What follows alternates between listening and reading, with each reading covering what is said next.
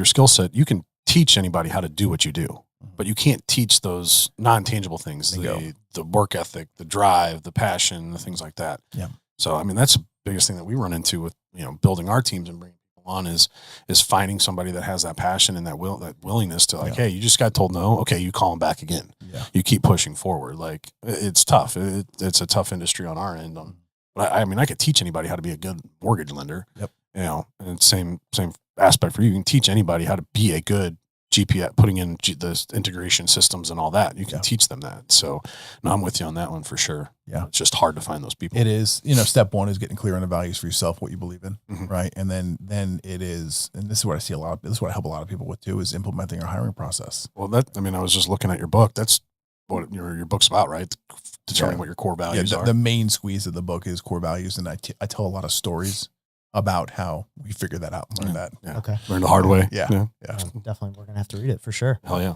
I was looking into some of your stuff and you have this small steps forward daily. Yep. Let's talk a little bit about that. Yeah, man. It's something that I just live by, right? And personally, I guess I don't know, what are we now? It's 2025. Mm-hmm. 8 years ago, I decided to get off my lazy ass and start hitting the gym again. And for like 3 years, I didn't see a damn change. Felt stronger. Like I was definitely stronger, but didn't see a change in the mirror whatsoever. And it's one of those things where if I had quit at that point or many other times prior to that, like, am I in the greatest of shape now? No, absolutely not. But I'm in way better shape than I was. Okay. Like I can hang with some dudes doing some stuff, right? If I hadn't shown up every single day, whether I wanted to or not, and put that one extra step in, my goal here is every single day is to get a little bit of forward progress. Like I grew up playing football, right? And the rule was like forward progress. I don't care if we get a yard per play, we're making forward progress. That's kind of the mentality that I came into that with is like, hey, whether you want to or not, get up and make a bit of progress today. And if you make a little bit of progress every single day, you can turn around in 6 months and look behind you and say, oh shit, I didn't realize how far we came. Right. And it just feels like this micro step at the time. Right. And I think so many people just give up on that. A lot of people want to go out and hit the grand slam every single time. And like, it's just not the world we live in. No, it's not reality. Reality's base hits with the occasional home run. Yes. That's what I found in my industry. You're not going to step up to a situation where you have the opportunity to have a grand slam if you're not putting in the work. Yeah. So, I mean, this comes into everything. This comes into the gym. This comes into growing the business, growing the team, handling the family, getting projects done at home. Right. Like all that stuff. Like don't expect to just sit down and like, oh, I'm going to go and rebuild my entire backyard in an hour. Like, no, sir, it doesn't work that way. Yeah. So you mentioned not seeing any physical shifts, but how did you feel mentally through the time getting in the gym and working out? Better. Yeah. I was hanging around with different group of people at that point in time. Started really taking self-development, personal development seriously for the first time in my life. Me working on the strengths and getting better in business or getting better at the skill set was never a problem. Like I'm the kind of guy, I'm either all the way in or I'm all the way the bug out, right? There's no in between. And if I'm into something, just get out of my way and let me be. And that's kind of what happened in the self-development side of the house too. And it was a transition, man, like anything else. There's still days I don't want to show up and do any of that crap. Yeah, but you show up anyway. You show up anyway, right? And you wind up building that muscle over time and you wind up being able to overcome hard stuff. And here's some hard truth stuff, right, guys? The work I was doing then, I knew it was important. I didn't really know, like, sometimes you go in and you're training, like, what the fuck am I training for? Right. And then life throws a curveball at you, like, oh, that's what I was working for right there. And just the last 5 years of my life, like I've had a lot of those curveballs thrown at me. Some directly at me, some at loved ones, and some in between.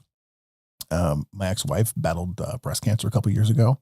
I wound up working down in Dallas for someone for 2 years, having some massive growth within a company.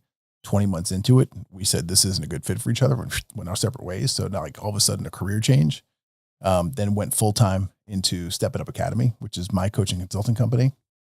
Wound up going through a divorce about a year and a half ago.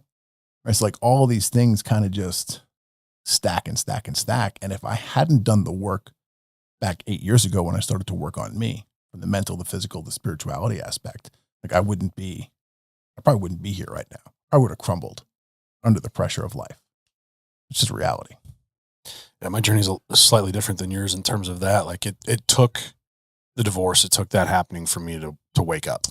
And so, it's a shame that I couldn't figure it out sooner. Who knows what would have happened? Obviously, I think we still would have gotten divorced because it was one of those things. But ultimately, that was what shook me to like, hey, you need to fucking wake up. Yeah. And so, that's because I played professional baseball for years, got out of baseball. And when I retired from baseball, I always told myself, I'm going to get back into the gym. I'm going to take some time off. Well, that snowballed into 7 years of not doing anything. I got fat, out of shape. My mentality was gone.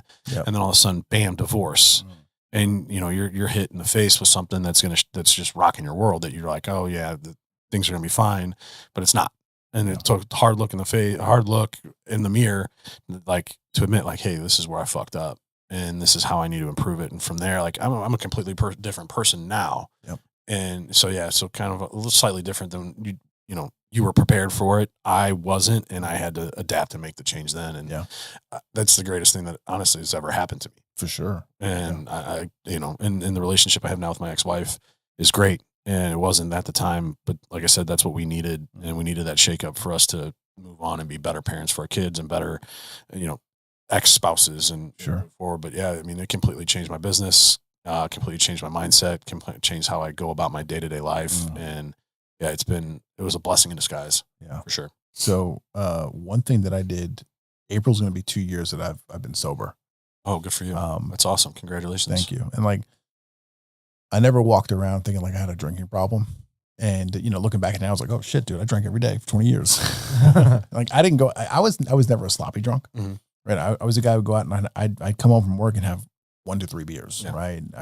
Weekends, I'd have a couple more.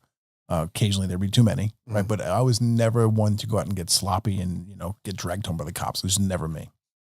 But you don't realize how that impacts you. Like you also don't realize what that's doing to your physicality as well, and how it kind of retards the growth on the physical spectrum. So here I was working out and doing all this stuff for years on the physical side of the house. I'm still putting all the damn poison in my body. And I'm not against drinking whatsoever, right? Like you guys got a cool ass looking shelf over here. It's awesome. I was never a brown looking dude, by the way. Can't do it. Yeah, see, for me, that's why I drink it, because put it neat. You can have one and be done. Yeah. Yeah. Yeah. I didn't have that mentality either. Yeah. Yeah, I needed at least 3 or 4. Yeah. So, when I was coming up to this cusp of this massive life altering decision, which was like, hey, I'm kind of on the fence. Like, do I stay with the ex? Do I not stay with the ex? Like, what are we doing here? I said, you know what? I'm going to cut this shit. Right. And this is going to be a temporary thing. I'll probably get back to drinking my beer. I love my beer. Right. I'm going to cut this stuff for a little while. And I'm going to, because here's the thought process I went through. I'm going to make decisions over the next 6 months, 12 months, 18 months, whatever it may be, that are going to impact not just me, not just my ex, not just the 3 amazing little human beings we've created together, but also the other ancillary family members who are around us. Okay. It's going to impact a lot of people. I don't want to look back 6 months after making that decision or 6 years after making that decision and say, wow, I made a real bozo move right there, because I was shit-faced the whole time. Because as we know, as the stress increases, we typically pour more booze on top of it as well. I was like, you know what? I just want to stay away from that. And I want to make decisions with the clearest head possible. And it's funny, man. Here we are. April's going to be 2 years. Like, I don't even have an urge or desire at this point in my life. That's awesome, man. Congratulations. Thank you.